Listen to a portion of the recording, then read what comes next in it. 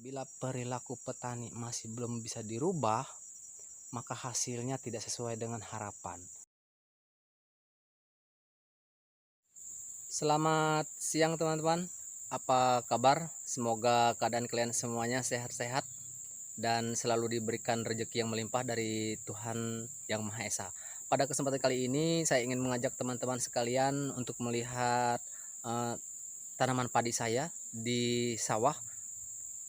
Jadi saya akan tunjukkan seperti ini bentuknya ya. Nah, ini adalah lahan tanaman padi saya. Luasnya kurang lebih sekitar 0,9 hektar. Dan lahan ini dibagi dua bagian, yaitu yang pertama dikelola oleh petani yang satu dan yang satunya dikelola oleh petani yang kedua. Nah, hal yang perlu saya sampaikan di sini, bagaimanapun hebatnya pupuk yang masuk ke lahan ini ataupun bagaimanapun hebatnya obat-obatan pestisida, pengendali organisme pengganggu tanaman, namun apabila perilaku daripada petani yang mengelola lahan sawah di tempat saya ini sama aja seperti begini, maka hasilnya kurang memuaskan. Lahan sawah saya ini yang dikelola oleh yang petani yang pertama kelihatan hijau, namun yang kedua ada di bagian ujung sana itu sangat mengecewakan. Dan perlu saya sampaikan juga bahwa lahan tanaman padi yang sebagian sebelah yang ini oleh petani yang pertama ini ditanami dengan padi umur 5 bulan atau kami sebutkan di daerah kami ini padi lokal. Sedangkan yang di sebelah sana yang ditanam di lahan yang kedua oleh petani yang kedua dengan paritas 3 bulan atau umur 3 bulan. Nah, memang sengaja lahan ini kami bagi dua. Yang satu digunakan dengan paritas umur 5 bulan atau padi lokal. Yang satunya lagi digunakan dengan umur paritas 3 bulan. Ada hal-hal yang tidak pas, yaitu jadwal pelaksanaannya tidak dilaksanakan sebagaimana mestinya. Jadi ada bagian-bagian yang menyebabkan lahan padi sawah saya ini tidak sesuai dengan harapan saya. Maka mari saya tunjukkan permasalahan yang ada di dalam lahan sawah saya ini. Jadi kita masih berada di lahan yang pertama, maka akan saya tunjukkan. Nah, permasalahan yang paling terlihat yaitu bahwa di lahan yang kedua di sebelah sana ditumbuhi oleh gulma atau rumput-rumput. Dengan kata lain, tidak dilakukan penyemprotan ataupun penyiangan oleh petani yang kedua. Sedangkan di lahan yang pertama ini, oleh petani yang pertama sudah dilakukan penyiangan ataupun penyemprotan.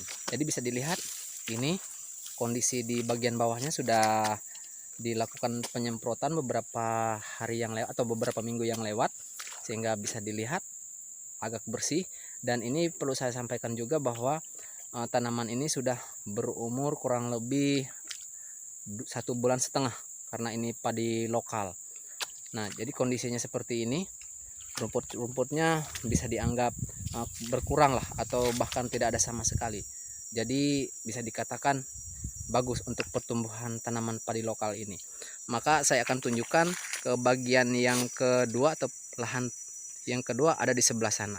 Yuk. Ya, kita sudah berada di lahan yang kedua. Jadi bentuknya seperti ini. Ini ada tanaman padinya. Namun bisa saudara-saudara lihat bahwa di sini banyak sekali tumbuh gulmanya.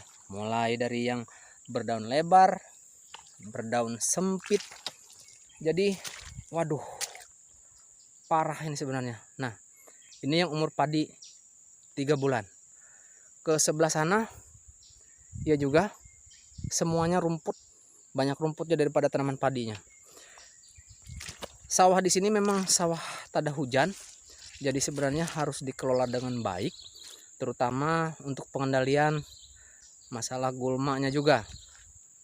Sebenarnya kalau misalnya disemprot ataupun dikendalikan dari awal, tidak seperti ini. Pertumbuhan jadi agak terlambat. Nah, jadi saya tidak memahami apakah petani saya yang kedua ini memiliki perencanaan atau jadwal kegiatannya selama musim pertanaman padi ini. Jadi hal ini sangat mengecewakan bagi saya. Seharusnya untuk umur padi 3 bulan ini sudah dilakukan penyiangan dan bersih.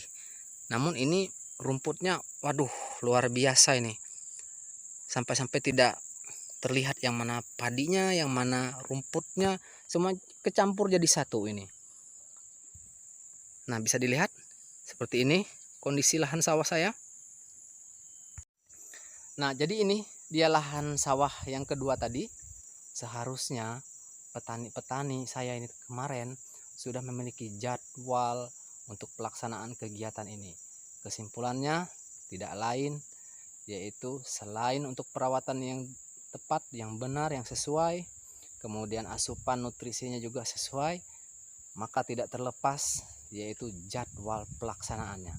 Begitu jadwal pelaksanaan ini dilakukan dengan baik, dengan sesuai, maka hasilnya akan terlihat. Namun jikalau jadwal pelaksanaannya tidak terlaksana dengan baik, bahkan mungkin tidak dibuat jadwal pelaksanaannya, maka akibatnya seperti ini. Ini baru salah satu akibatnya, yaitu gulmanya tumbuh subur, tidak terkendali.